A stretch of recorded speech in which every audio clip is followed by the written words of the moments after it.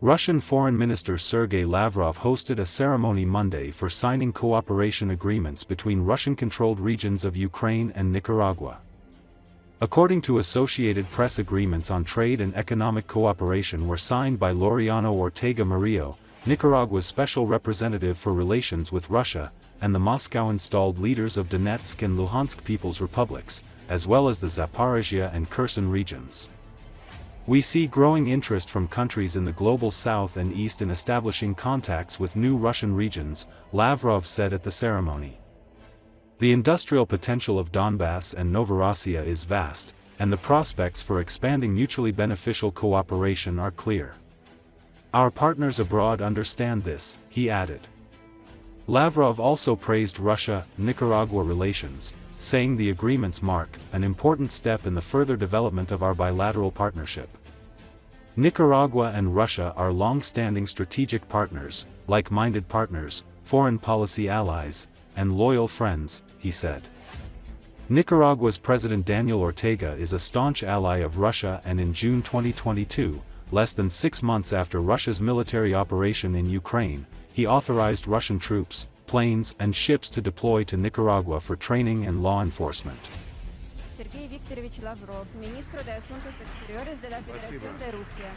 Мы видим, что интерес со стороны стран глобального Юга и Востока к налаживанию контактов с новыми российскими регионами растет. Эти регионы России посещают представители общественно-политических, деловых, научных кругов, которые могут воочию увидеть разницу между действительностью и откровенно русофобской пропагандой, которую распространяют ангажированные западные средства массовой информации. Такие контакты мы будем и далее всемерно поощрять, тем более, что промышленный потенциал Донбасса и Новороссии действительно масштабен, и перспективы для расширения взаимовыгодной кооперации налицо, и наши партнеры за рубежом это понимают.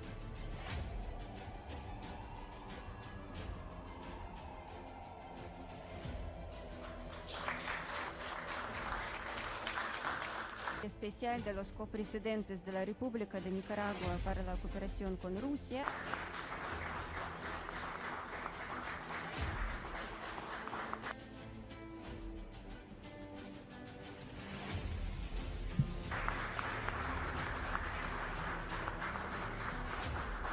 Никарагуа и Россия – давние стратегические партнеры, единомышленники, внешнеполитические союзники и верные друзья.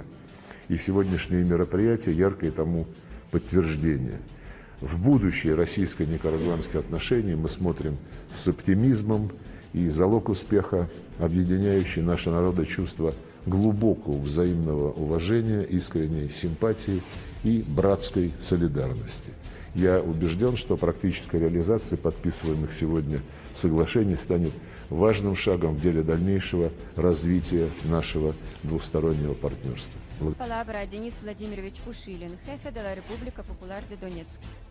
Хотелось бы еще поблагодарить за такую позицию Республику Никарагуа, потому что, все-таки это смелость в нынешнем современном мире. Народной Республики и правительством Республики Никарагуа.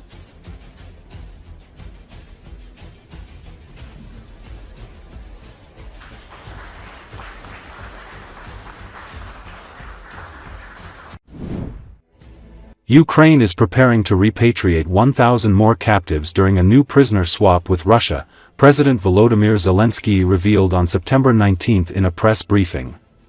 He stated that work is underway to finalize the list of names of persons who will be exchanged. Furthermore, Zelensky said there is no progress to end the war as Russia is deliberately dragging out talks. We can meet with them at least tomorrow, if we just want to talk.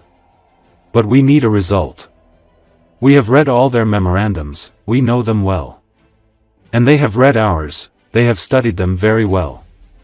They know what they want, and we know what we want, the Ukrainian leader said.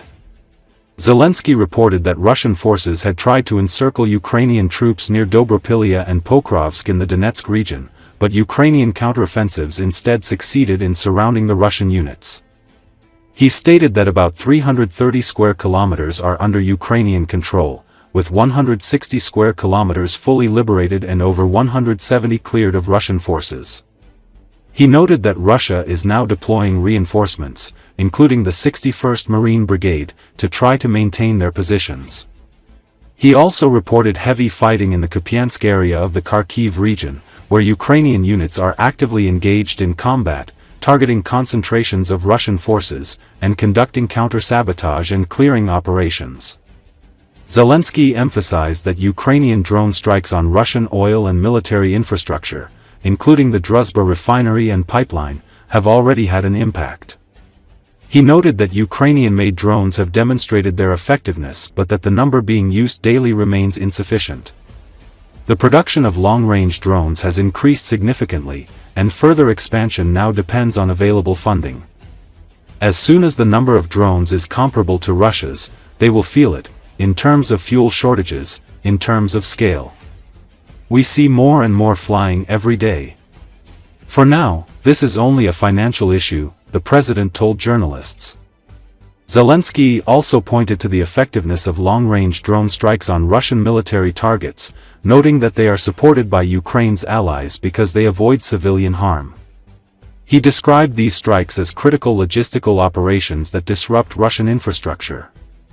Zelensky announced that Ukraine would present a proposal within 10 days to allow limited arms exports. Moreover, Zelensky said that Poland and Romania could assist Ukraine in intercepting Russian drones, not only to protect Ukrainian territory but also to prevent drones from reaching their own.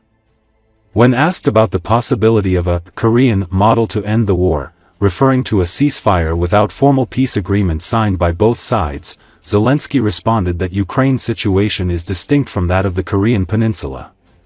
He noted that such discussions are mostly theoretical and pointed out that the end of the war might not be marked by a final agreement. Furthermore, he confirmed he would attend the UN General Assembly in New York, where he plans to discuss Ukraine's security guarantees with US leader Donald Trump. Furthermore, he called on Europe and the US to increase sanctions against Russia.